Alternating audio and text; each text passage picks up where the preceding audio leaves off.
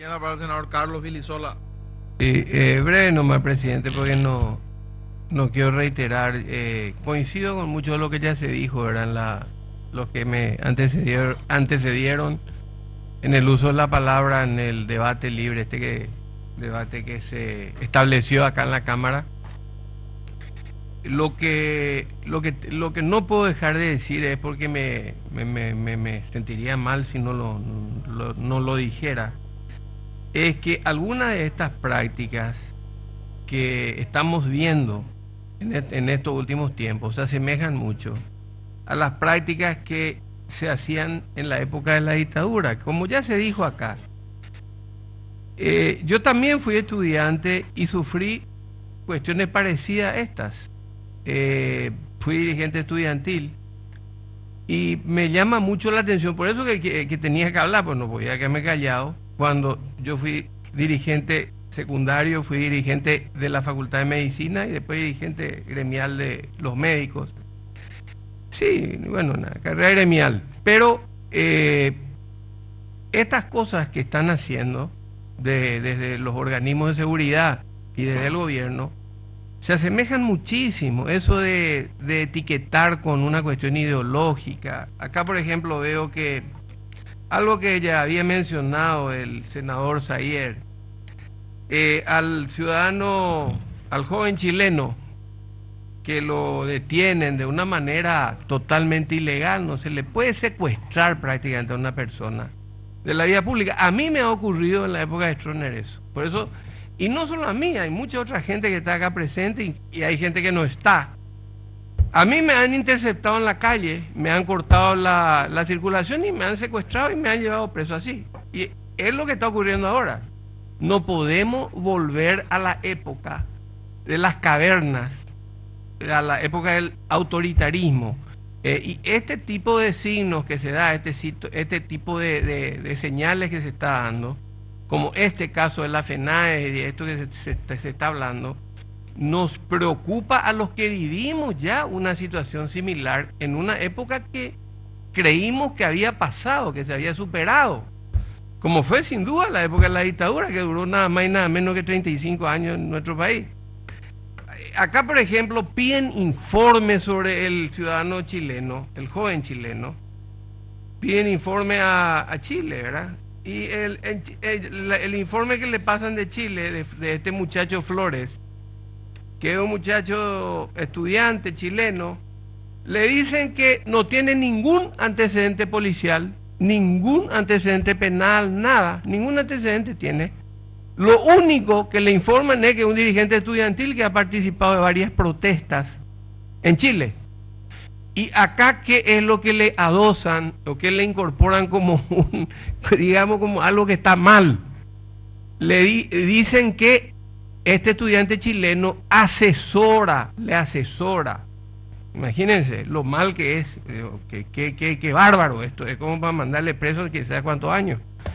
Le asesora a los estudiantes paraguayos, entonces por eso es un ser peligroso, cuando que en su propio país él no tiene ningún antecedente ni ha estado preso, porque no tiene ningún antecedente incluso de haber entrado en algún momento a alguna cárcel, sino simplemente es conocido como dirigente, es como dirigente estudiantil chileno. Presidente, y después otras cosas, este tipo esto es lo que llama la atención, pues. Incorporan en la carpeta fiscal y en la carpeta de la denuncia documentos de la FENAE y documentos que van a utilizar seguramente, no sé para qué incorporan esto en el caso, en el proceso, y dice, toma, acá por ejemplo les muestro, toma simbólica y pacífica del MEC. Pero entonces digo, presidente, pero si se trata de una simple protesta, porque se pide que se aumente la inversión en educación, que se dé almuerzo escolar a todos los niveles, y se habla de una cuestión simbólica y pacífica, y eso incorporan como un elemento que le va a supuestamente llevar a un proceso penal o no sé a qué es lo que quieren llegar. quiere decir, presidente, que estamos otra vez castigando al que piensa diferente, al que no piensa igual, al que se cree que es de izquierda o que es subversivo, como decían antes, subversivo de izquierda, que quiere alterar el orden público. Eso de alterar el orden público, presidente, tiene un tufo, pero de lo más hediondo posible en la época de Stroessner, la ley 209. Muchos de los que estamos acá hemos pasado por la ley 209. Yo estuve en Tacumbú preso, imagínense, en Tacumbú preso por la famosa ley 209, que es perturbación del orden público en aquel entonces. ¿Qué era la perturbación? ¿Saben de dónde me llevaron? De un panel en el Partido Febrerista. Me estaban esperando en la calle, salí del panel y me secuestraron y me llevaron. Ahí ya investigaciones, agrupación especializada y después paré en Tacumbú. Bueno, presidente, ¿por qué digo esto? No, y yo soy miren, no le llevo ni al tobillo de lo que han sufrido muchos de los que están aquí presentes y muchos que no están y muchos que han muerto y muchos que son tumba NN, que hasta hoy no sabemos dónde están o quiénes son los que están en esas tumbas. Muchos que han sido exiliados. O sea que, presidente, ojo con iniciar este tipo de prácticas, porque lo que ocurre con esto es que se sabe cuándo empieza y cómo empieza, pero no se sabe cómo termina esto, presidente. No se sabe cómo termina. Ojo para el gobierno. Nosotros estamos diciendo como una muy buena predisposición. Yo no estoy diciendo con ninguna mala predisposición. Al contrario, estoy poniendo los ejemplos porque los he vivido y me retrotrae a lo que ahora están haciendo. O sea, buscar cortar, buscar hacer tener miedo, buscar incluso darle el mazo, no solo policial, sino también ya judicial o fiscal, al que piensa distinto o al que se cree sobre todo que es de izquierda, que es un zurdo, como dicen algunos, el zurdo, zurdito. Pues ese fue el término despectivo que se usa al que piensa de una manera diferente. Entonces, presidente, yo llamo nomás la atención porque vuelvo a decir, este tipo de prácticas, podemos hoy estar anunciando que se está iniciando y que ya hay varios casos, este no es el único caso. Y vuelvo a decirle, podemos saber que ahora está empezando y podemos identificar casos en el sector campesino, sector estudiantil, en varios lugares. Pero no sabemos cómo va a terminar y puede terminar muy mal esto, presidente, con la violencia. Porque todos sabemos que la violencia, que es esta forma de actuar, genera violencia.